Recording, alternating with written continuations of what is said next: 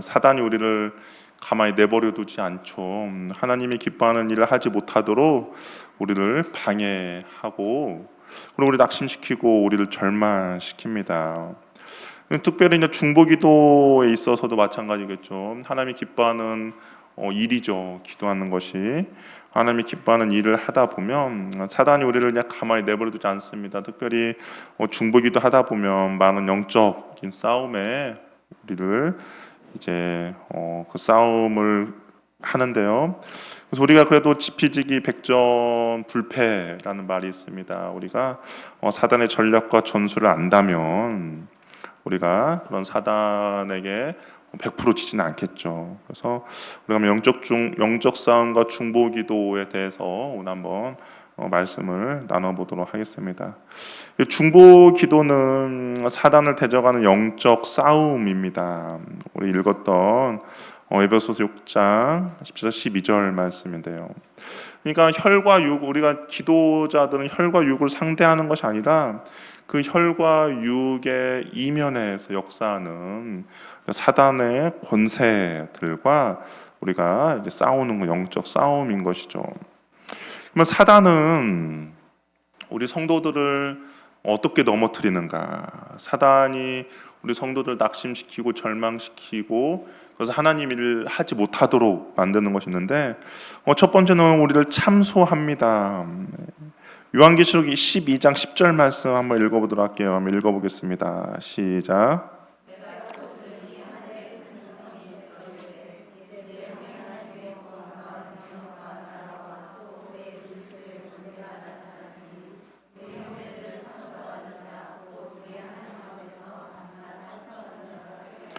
네, 사단이 이제 여기서 요하는 사단을 우리 형제들 참소하는 자라고 이야기합니다. 근데 보니까 사단은 밤낮 참소했다라고 이야기해요. 그러니까 쉬지 않고 계속적으로 우리를 참소한 것이죠.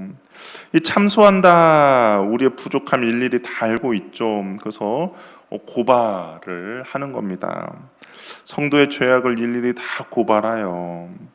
그러나 우리는 계속적으로 우리가 말씀 요즘 요한 일서도 마찬가지고 우리의 죄는 어떻습니까? 이미 예수 그리스도를 믿음으로 과거 현재 미래 모든 죄들을 우리는 다 사함을 받으셨죠. 예수님께서 사단을 십자가에서 승리하셨습니다. 그러니까 사단의 고발은 더 이상 우리에게 정당성을 가질 수는 없어요. 그럼에도 불구하고 우리를 계속 참소합니다. 우리의 죄책감을 건들고요.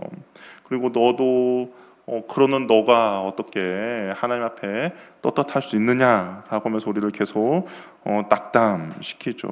그러나 우리는 그런 사단의 그런 참소에 절대 속으면 안 됩니다. 왜냐하면 성경에는 분명 예수 그리스도 십자가로 인하여서 우리의 모든 죄들이 다 사함을 받았다라고 이야기를 하고 있다라는 것이죠. 사단은 우리를 유혹을 합니다. 마태복음 4장 3절 말씀 우리 한번 같이 읽어보도록 하겠습니다. 시작.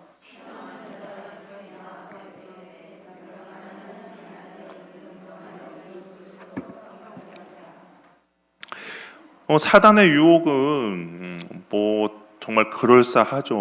왜냐하면 40일 금식을 끝난 예수님께 찾아왔습니다. 예수님의 지금 사용과 형편을 다 알아요. 무엇을 가장 하고 싶은지, 무엇이 가장 필요한지를 압니다. 그리고 그것을 유혹을 하죠. 내가 욕심으로 가득 차 있으면 사단이 그 욕심으로 유혹을 해요. 유혹을 이겨내는 것은 쉽지 않죠. 그래서 육체의 소욕이 아니라 우리는 성령의 소욕을 따라 살으라고 에베소서에도 분명하게 이야기하고 있죠. 내 욕심을 내가 품고 있으면 그는 반드시 우리는 사단이 그걸 통하여서 우리를 걸려 넘어뜨리게 만듭니다. 그렇기 때문에 우리가 육체의 정욕을 따르는 것이 아니라 성령의 소욕을 우리는 반드시 따라야 되고, 그리고 그 육체의 욕심을 이기는 방법은 우리가 그 육체의 욕심대로 따라가는 것이 아니라 그 반대로 우리가 반대 정신으로 이겨내는 겁니다.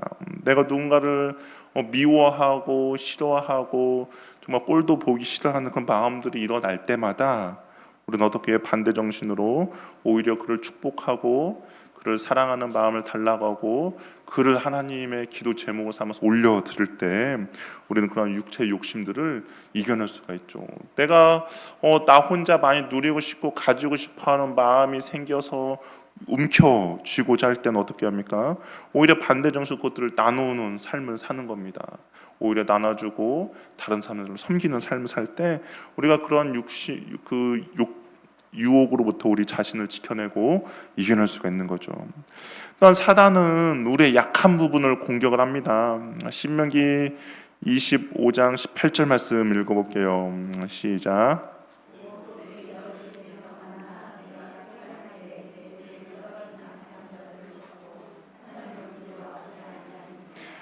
예, 여기서 이제 그들은 누구를 가리키냐면 아말렉 족속을 가리킵니다. 출애굽기 때 이스라엘 백성이 아말렉 족속과 전쟁을 했죠. 근데 아말렉 족속이 전면으로 이스라엘 백성도 공격한 것이 아니에요.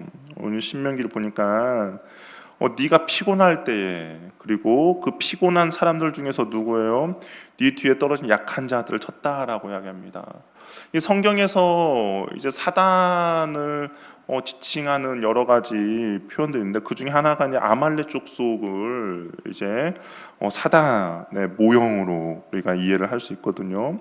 근데 사단이 그렇다는 거예요. 사단이 정면으로 우리에게 공격을 하고 싸움을 걸어오는 것이 아니라 내가 피곤할 때에 그리고 내가 약할 때에 공격합니다. 또 공동체도 마찬가지겠죠. 이 공동체로 생각하면 우리 공동체가 피곤해 있을 때 사단이 공격할 수 있고 그리고 그 피곤한 상태에서도 누굽니까? 약한 자들을 공격을 한다라는 겁니다.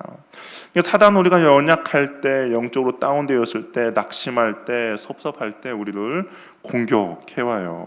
그렇기 때문에 우리는 항상 우리 자신을 지켜야 되죠. 교회에서 가장 무서운 건 섭섭마귀 들어보셨죠? 섭섭마귀가 들어올 때입니다. 교회에서 이 섭섭마귀가 들어오면 흔히 이제 성령님이 오셔도 어쩔 수 없다라고 이야기해요. 그렇기 때문에 근데 그런 섭섭함이 생기는 애가 언제일까 보면 내가 연약할 때이죠. 내가 연약하고 내가 뭔가 아쉬움이 있을 때 그렇습니다. 그렇기 때문에 우리 항상 내 자신을 잘 단련하고 혹시 내가 어디가 어떤 부분이 연약한가 알면 좋죠. 내가 이럴 때 자주 넘어진다. 내가 이럴 때 내 마음 가운데 사단이 자꾸 공격해 온다란 나의 연약함을 안다면 우리가 그런 부분을 또 사단이 공격해 온다면 쉽게 넘어지지 않겠죠. 그러니까 우리가 그런 부분들을 잘 알고 그리고 대처를 해야 합니다. 네 번째, 하나님을 의심하게 하여 넘어뜨립니다. 창세기 3장 1절 말씀 읽어볼게요. 시작.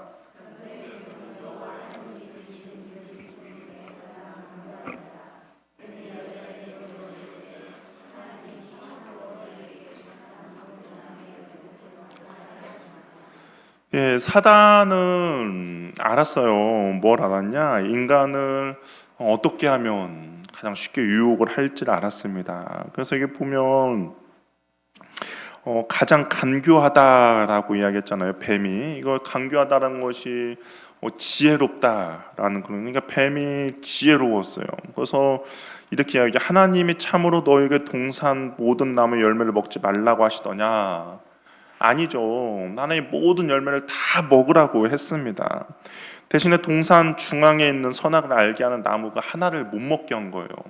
그런데 알면서도 그렇게 이야기하지 않았죠. 정말 하나님이 너희들에게 이런 걸 다 못 먹게 했어 라고 하면서 하나님을 의심하게 만듭니다. 나에게 99가지의 하나님께서 주신 선물이 있고 한 가지를 주지 않았는데 사단은 어디에 집중시킵니까? 한 가지 없는 거, 주지 않는 거에 집중하게 만들죠. 그러면 우리 마음 가운데 서운한 마음이 듭니다. 하나님에 대한 서운한 마음이 들어요. 우리도 보세요. 하나님께서 우리들에게 주신 은혜들이 많잖아요. 수없이 있습니다. 정말 많죠. 그런데 사단은 이제 어디에 집중하게 만들어요?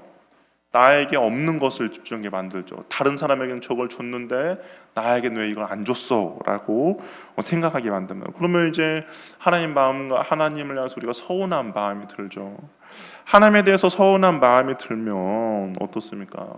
하나님의 말씀대로 살기 싫어하고 하나님의 뜻대로 행하기 싫어하는 거죠. 그냥 될 대로 되라라는 식으로 그런 마음들이 생깁니다. 그렇기 때문에 사단은 항상 우리를 의심하게 해서 넘어뜨려요. 그렇기 때문에 우리는 항상 감사하는, 특별히 기도하는 사람들 하나님 앞에 감사의 고백들을 해야 합니다. 나에게 주신 은혜가 얼마나 큰지를 날마다 감사 고백하는 거예요. 그럴 때 사단의 그런 하나님을 의심하게 만드는 거에 대해서 우리가 넘어지지 않는 것이죠. 우리 받은 복을 세워보아라, 그 찬양처럼 하나님께서 나에게 주신 것들을 계속적으로 찾고 그리고 그거에 대해서 감사하며 나갈 때 우리는 하나님에 대한 서운한 마음을 갖지 않습니다. 다섯 번째는 거짓된 복음과 가라지를 심어요. 우리 마태복음 13장 38절 39절 말씀들 읽어보겠습니다. 시작.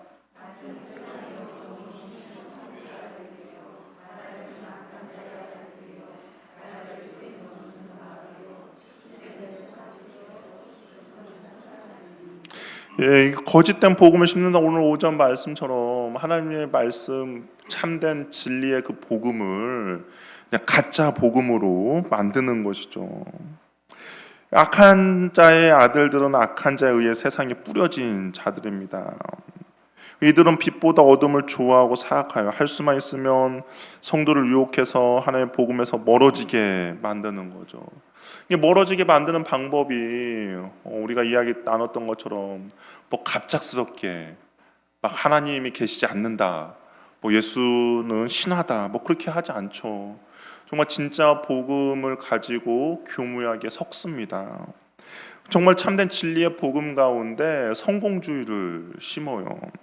성공주의를 심으면 이제 어떤 의미가 생깁니까? 하나님 앞에 우리가 칭찬받고 하나님께 영광을 돌리기 위해서는 이 땅을 살면서 성공해야 된다라고 생각을 하죠. 그러면 사람들이 이제 성공을 위해서 막 달려갑니다. 근데 하나님께서 성공한 사람들만을 통해서 영광을 받는가? 아니죠. 그것은 세상의 가치관이 만들어낸 잘못된 복음인 거죠.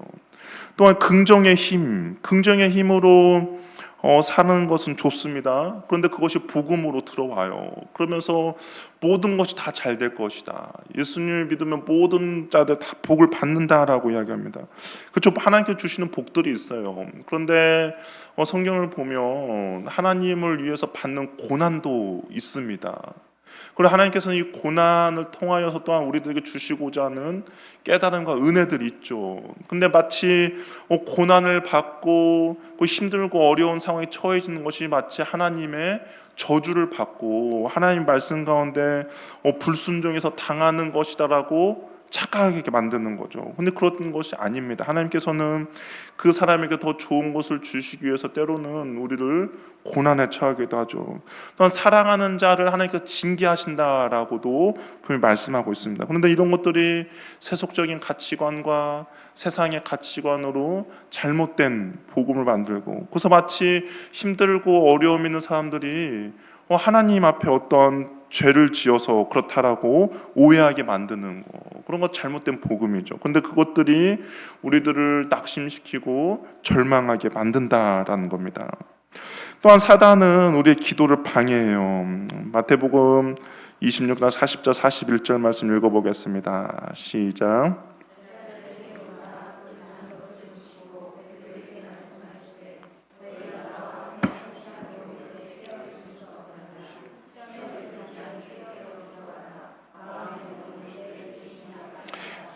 예, 기도를 방해하죠. 예수님이 깨어있으라 하셨는데 1시간도 깨어있지 못합니다. 바쁘게 만들죠. 왜 제자들에게 피곤했을까? 한나절 동안 바쁘게 만들었겠죠. 우선순위에 있어서 멀어지게 했겠죠. 우리가 깨어서 기도하는데 이기는 비결은 우선순위 문제를 잘 정하는 겁니다. 중보기도자는 기도와 말씀을 우선순위에 놓는 거죠. 그래서 그 기도와 말씀을 우선순위에 놓고 그것을 어, 나의 삶 가운데 가장 중요한 부분에 놓고 기도하며 나아갈 때 하나님께서 그 중보기도자 가운데 주시는 은혜가 있다는 겁니다. 그러니까 남는 시간을 하나님께 드리는 것이 아니라 나에게 있어서 가장 소중하고 가장 귀한 시간을 주님께 드리는 거예요. 그러면 주님께서도 가장 소중하고 가장 좋다라는 그 은혜를 우리에게 베풀어 주는 거죠.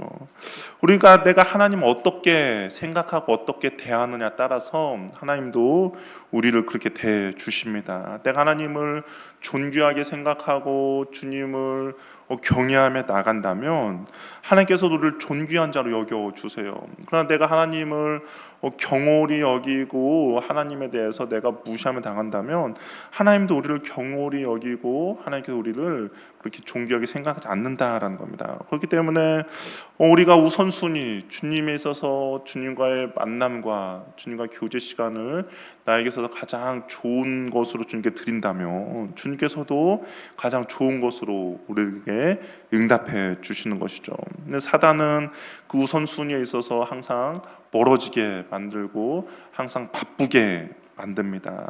그래서 우리가 주님 앞에 기도하지 못하게 하고, 그래서 주님 앞에 우리가 바로 서 있지 못하게 만드는 것이죠. 사단이 그렇게 우리를 방해하며 나가는 겁니다. 그러나 우리는 주님이 우리를 어떻게 부르셨는지를 꼭 기억해야 되죠. 주님은 우리를 하나님 나라의 병사로 부르셨어요. 디모데후서 2장 3절 4절 말씀 읽어보겠습니다. 시작.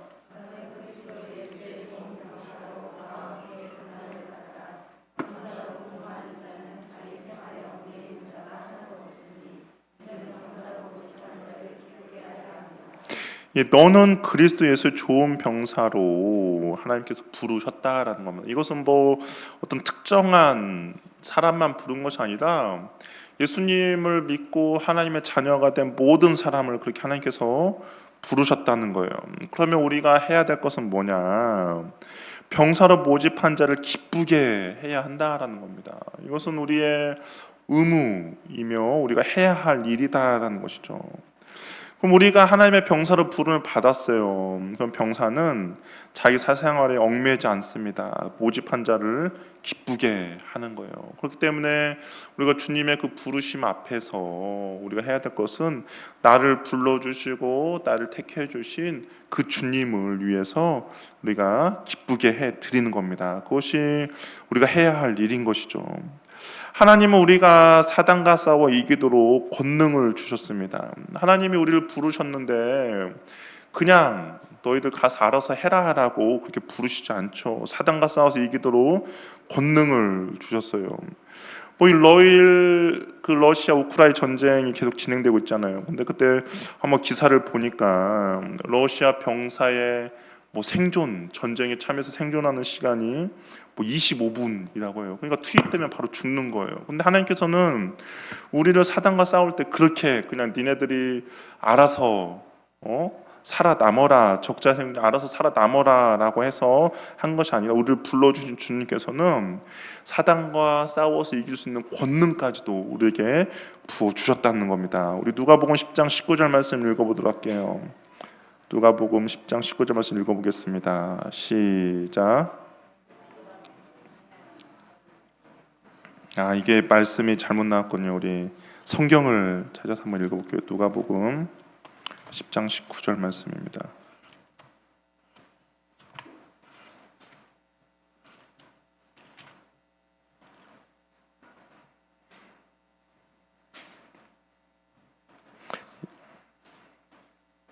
예, 10장 19절 말씀 한번 읽어보도록 하겠습니다. 시작. 내가 너에게 뱀과 정갈을 밟으며 원수의 모든 능력을 제할 권능을 주었으니 너희를 해칠 자가 결코 없으리라. 사단과 우리가 싸우면 우리가 질 수밖에 없죠. 사단 영적인 존재이고 사단의 권능이 우리보다 훨씬 큽니다. 그리고 어떻게 보면 인간으로서 가장 지혜로웠다는 아담도 사단의 유혹에 넘어갔죠. 사단과 우리가 1대1로 싸우면 반드시 집니다. 그럼에도 불구하고 우리가 사단을 대적해서 이길 수 있는 이유는 뭐예요? 모든 사단의 능력을 제어할 권능을 주님께서 우리에게 주셨기 때문인 거죠. 그 권능이 있기 때문에 우리가 사단을 대적해서 이길 수가 있다는 거예요. 예를 들면 그겁니다.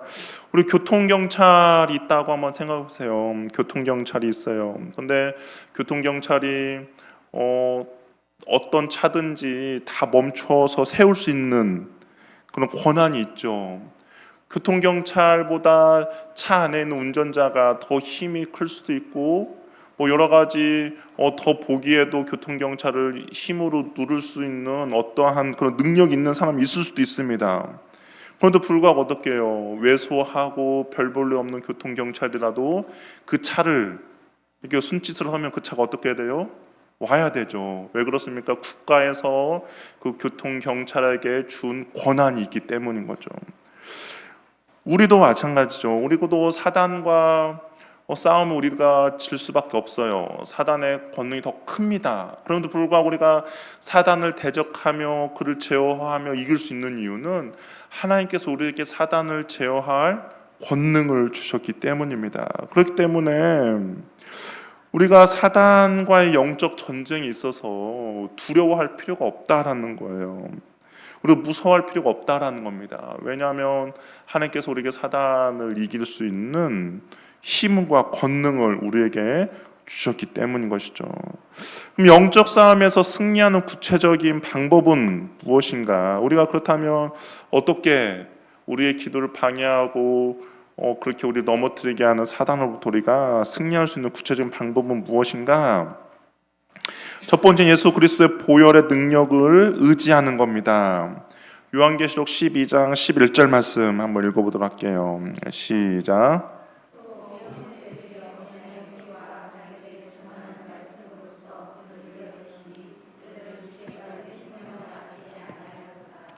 여기 보면 사단을 이기는 방법, 어린 양의 피 그리고 자기들이 증언하는 말씀으로 그를 이겼다라고 이야기합니다. 예수님의 십자가 사건이죠.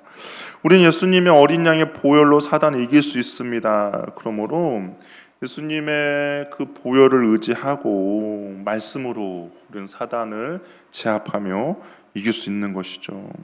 내 마음이 어떤 낙담이 들었다. 사단이 나를 공격하는 것 같다. 나가 아까 앞에서 말한 것처럼 사단이 나에게 섭섭한 마음을 주고 내 마음을 좀 우울하게 만들고 있다. 그럴 때 우리가 어떻게 합니까? 예수님의 그 보혈과 말씀의 능력으로 사단을 대적하며 이길 수 있는 거죠. 나를 유혹에 빠뜨리고 대적하며 넘어지게 하는 사단을 향하여서 우리가 대적하면서 그에게 그 우리의 권능을 사용해서 사단을 물리칠 수가 있습니다. 두 번째는 성령의 능력을 구하는 거예요. 마태복음 12장 28절 말씀 읽어보도록 하겠습니다. 시작.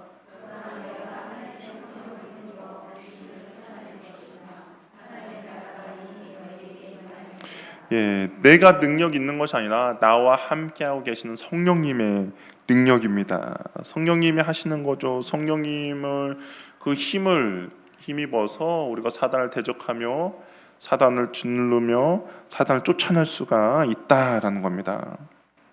또한 우리가 하나님을 찬양하는 거예요. 이게 하나님을 예배하는 거다라고 할 수 있는데요. 우리 역대하 20장 21절 22절 말씀도 읽어보겠습니다. 시작.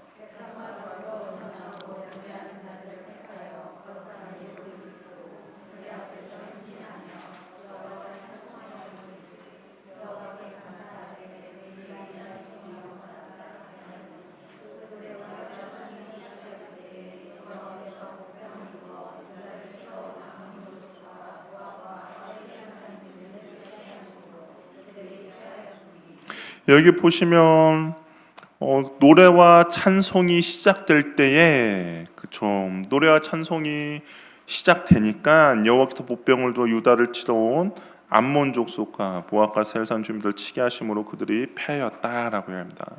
하나님을 예배할 때, 하나님을 높여드릴 때 하나님께서 일하신다라는 것이죠.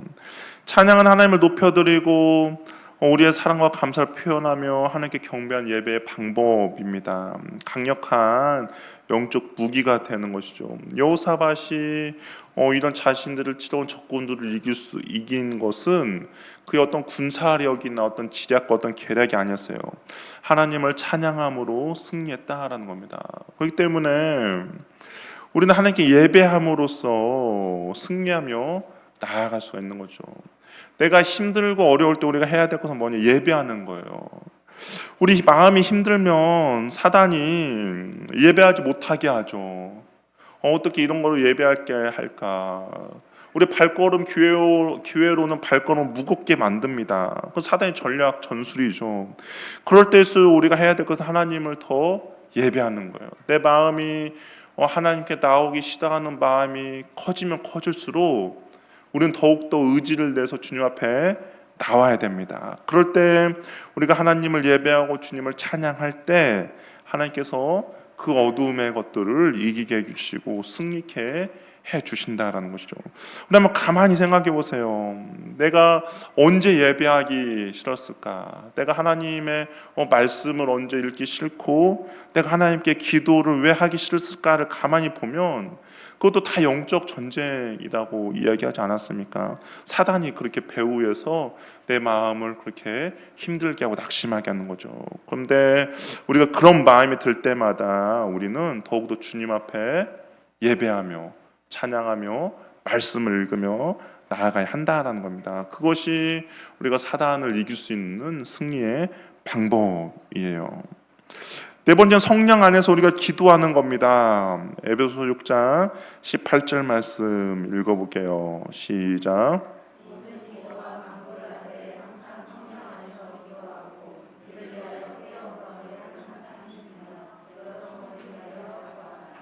예, 우리가 사단을 이기는 성령 안에서 기도하는 겁니다. 우리 육신에 있는 욕심과 욕망을 따서 기도하는 것이 아니라 성령께서 나를 통하여서 하시고자 하는 기도가 무엇인지 하나님께 묻고 이 기도의 주도권을 성령님께 드리는 거죠. 그러면서 그 성령님께서 그 기도를 이끌어 가도록 하는 거죠. 그러면 나의 욕심과 나의 욕망을 따라 기도하는 것이 아니라 성령의 그 충만함을 따라 기도하는 거죠. 아까 육신의 소욕을 이루는 것이 아니라 성령의 소욕을 이루라고 하지 않았습니까? 우리는 기도를 하면서도 어떨 때는 나의 욕심과 욕망을 따라서 기도할 때도 있죠. 그 선한 일을 함에도 불구하고 나의 욕심과 욕망이 그런 선한 일을 하면서도 욕심과 욕망이 나를 이끌어갈 때도 있습니다. 그렇죠? 그럼 그럴 때도 사단이 분명히 우리를 유혹하게 할 것이고 가짜 복음으로 우리를 또 미혹을 시키죠. 그럴 때 우리가 성령 안에서 기도하는 거예요. 기도의 주도권을 성령님께 드리는 겁니다. 하나님께서 하시고자 하는 이 일을 가지고 기도하는 거죠. 그럴 때 육신의 소욕을 이루는 것이 아니라 성령의 소욕을 이루며 나가는 것이죠. 하늘의 뜻이 이 땅 가운데 이루어지도록 내가 그 기도의 통로가 되는 겁니다. 그럴 때 사단이 역사할 빈틈이 없는 거죠. 다섯 번째, 하나님께서 복종함으로 마귀를 대적하는 겁니다. 야고보서 4장 7절 말씀 읽어볼게요. 시작.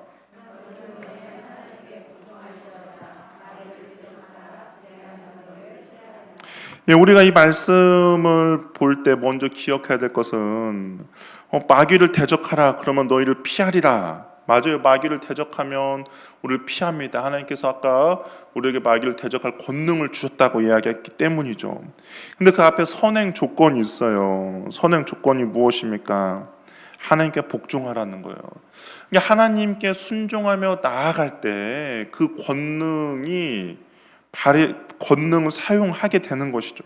그냥 아무 때나 나의 욕심과 욕망으로 가득 차서 마귀를 대적할 때 마귀가 우리를 떠나는 것이 아니라 내가 주님의 말씀 가운데 순종하고 주님의 말씀을 따라 살아가고자 하고 할 때 그럴 때 마귀를 대적하면 마귀가 우리를 피한다라는 겁니다. 하나님께 복종하는 것은 순종의 삶을 사는 것이죠. 우리 일상의 삶에서 순종의 삶은 결국은 예배의 삶입니다. 우리 삶에서 주님의 이름을 높여드리고, 그리고 주님의 그 승리를 날마다 찬양하며 감사하며 나아갈 때, 결국엔 우리가 마귀를 대적할 때 마귀로부터 승리하게 되는 것이죠. 중보기도에 있어서 연합과 일치는 승리하는 지름길입니다. 중보기도는 혼자 하는 것도 좋지만 혼자 하는 것이 아니라 함께 하는 거예요. 하나님의 나라와 하나님의 영광을 위하여서 우리가 함께 그룹을 이루고 팀을 이루어서 함께 기도하는 거죠. 그럴 때 더 큰 힘이 있다라는 겁니다. 우리 출애굽기 17장 8절에서 13절 말씀 한번 읽어보도록 할게요. 한번 읽어보겠습니다. 시작.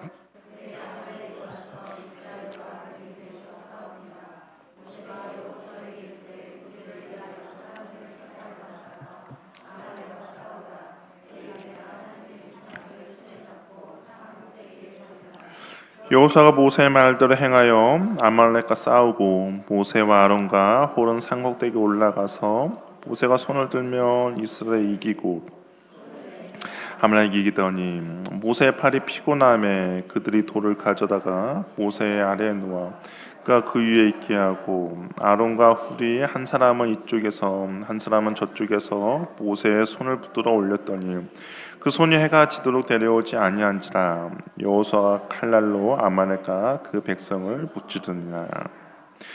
모세가 아론과 훌의 그 도움, 우리 반에서 이제 손을 들고 기도한 것이죠. 그때 그것이 승리를 가져왔습니다. 영적인 영웅은 존재하지 않아요. 영적인 세계에서 한 사람의 영웅은 존재하지 않습니다. 연합과 합심만이 그 가운데 있다는 거죠.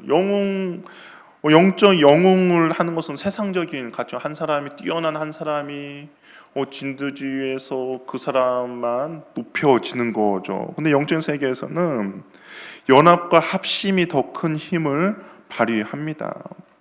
모세가 혼자 한 것이 아니라 아론과 훌이 옆에 도왔죠. 아론과 훌이 도왔고 또 누가 있었습니까? 여호수아는 그 밑에서 또 아말렉과 싸워 이겼다라는 거죠. 그러니까 서로 연합하며 나아갈 때 승리하는 지름길이 되는 것이죠. 나 혼자만, 내가 어떤 은사가 있다고 해서 나 혼자만 그 은사를 발휘하며 사는 것이 아니라 그 은사가 더 발휘될 수 있도록 함께 연합하며 나가는 겁니다. 그럴 때 우리가 반드시 더욱더 큰 승리를 이끌 수 있는 거죠. 야고보서 5장 16절 말씀도 읽어보겠습니다. 시작.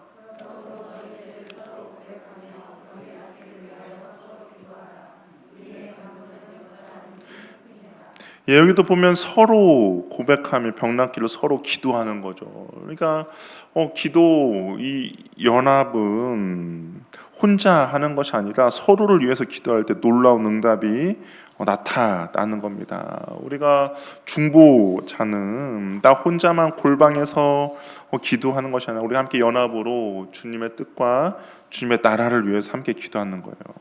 함께 기도할 때 그 큰 힘과 또한 능력이, 그리고 하나님의 그 함께 하심을 우리가 더욱더 경험하게 되는 것이죠. 우리 유명한 말씀인데 전도서 4장 9절 말씀 한번 읽어보겠습니다. 전도 4장 9절 말씀입니다. 시작.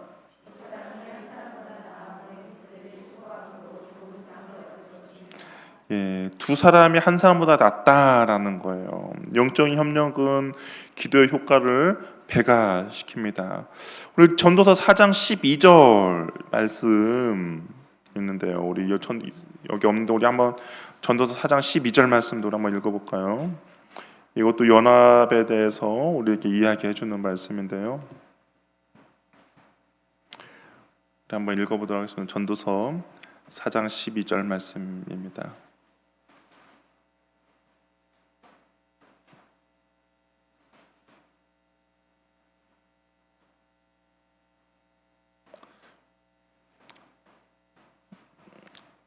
한번 읽어보겠습니다. 시작.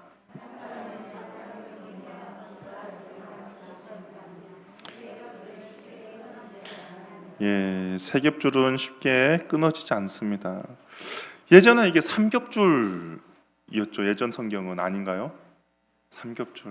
그래서 이거 읽을 때마다 삼겹살이 생각났던 것 같아요. 예, 옛날 삼겹줄 같습니다. 그래서 예, 끊어지지 않습니다. 사도행전 4장 13절 말씀을 한번 읽어보도록 할게요. 사도행전 4장 13절 말씀입니다. 시작.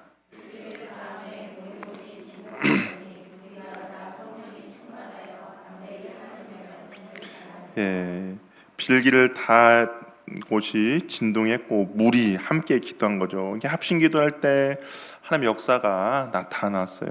기독교 역사에서 모두가 합심 기도했을 때 영적인 대지진이 일어났습니다. 그렇기 때문에 우리가 중보 기도 혼자 하는 것은 힘들죠. 또 외롭습니다. 그러나 우리가 함께 기도하며 중보 팀을 이루고 함께 기도할 때 우리가 더 큰 기도의 효과를 발휘할 수가 있다라는 겁니다. 그러면 우리가 중보 기도를 하면 이거 힘든 일이거든요. 힘들죠.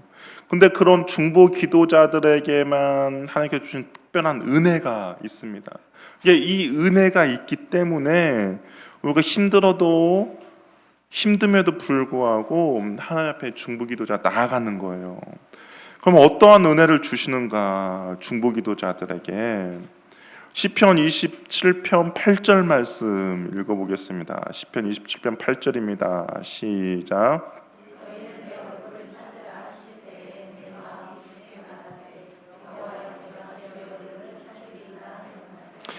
하나님의 얼굴을 본다라는 것은 주님의 임재 속으로 들어간다는 거죠. 하나님이 임재하실 때 그분의 얼굴, 하나님의 영광을 보게 됩니다. 근데 중보기도자들은 이 하나님의 사랑을 기억하며 하나님의 얼굴을 구하는 자들이 있죠. 그래서 하나님의 그 영광을 맛보게 된다라는 겁니다. 이 태양이 비추며 온 땅의 동식물에 유익이 있듯이 하나님의 얼굴이 우리를 향하면 하늘부터 풍성한 은혜가 주어지며 세상이 줄 수 없는 그 평강을 누리게 됩니다. 우리 민수기 6장 24절 26절에 대제사장의 기도문인데요.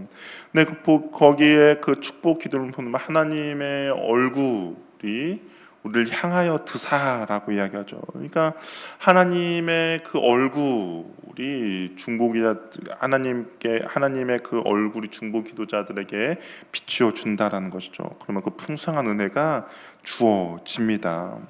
우리 사도행전 2장 46절 47절 말씀도 한번 읽어보도록 할게요. 읽어보겠습니다. 시작.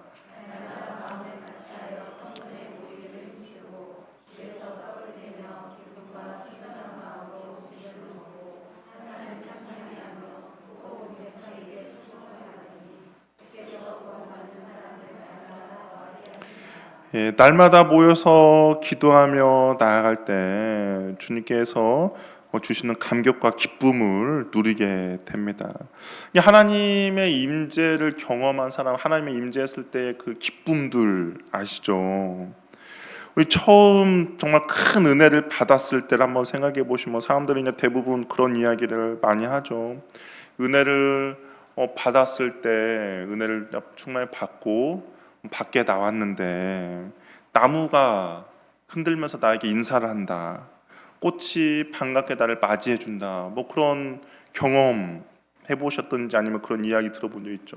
참새가 그냥 평상시처럼 지저귀는데 마치 하나님을 노래하는 것처럼 들린다. 뭐 그런 이야기 들어보셨죠?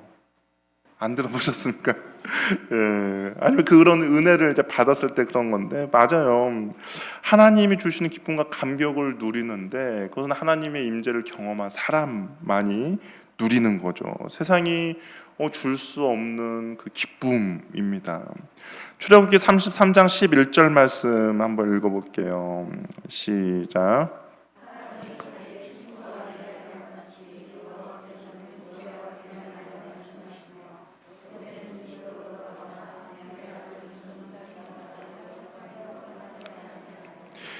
하나님과 친밀한 관계를 형성하고 주님과의 만남이 있다라는 겁니다.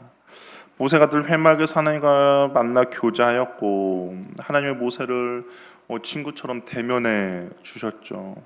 하나님과 교제를 통해서 모세의 얼굴에서 광채가 났습니다.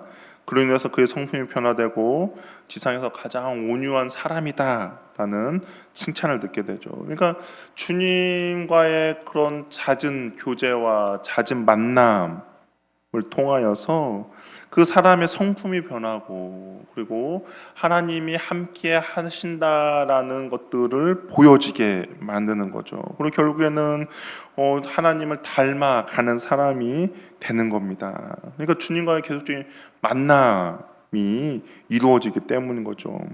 창세기 18장 17절 말씀도 읽어보겠습니다. 시작.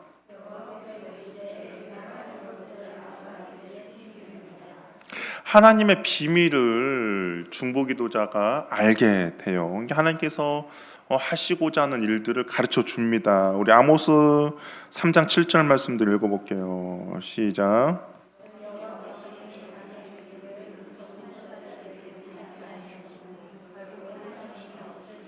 이 하나님께서 자기의 비밀을 그종 선지자에게 보여주신다라고 이야기합니다. 그러니까 기도하는 자에게 하나님께서 계획하심을 보여주죠. 우리가 성경을 보면 하나님의 그 행하실 일들을 미리 보여준 사례들이 있습니다. 한 개인의 가정에 관한 그런 회의가 있었는데요. 이것을 우리는 욥을 통해서 알 수가 있죠. 욥에게 하나님께서 어떤 일을 행하실 때 먼저 어떻습니까?